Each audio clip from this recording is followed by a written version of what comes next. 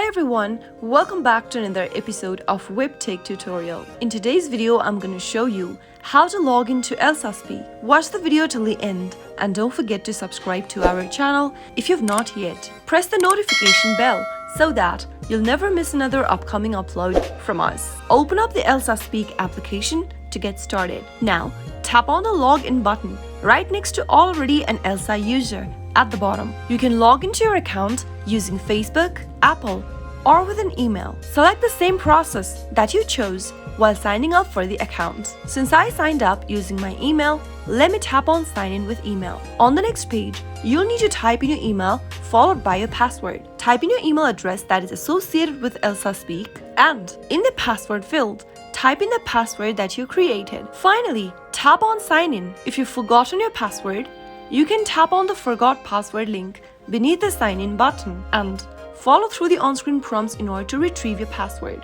After filling in your credentials correct, tapping on sign in will take you back to your account. That is how you'll be able to log in to your ELSA Speak account on a mobile device. I hope the tutorial was helpful to you. If it was, go ahead and give us a thumbs up. I'll be back soon with more videos like this. Thank you for watching.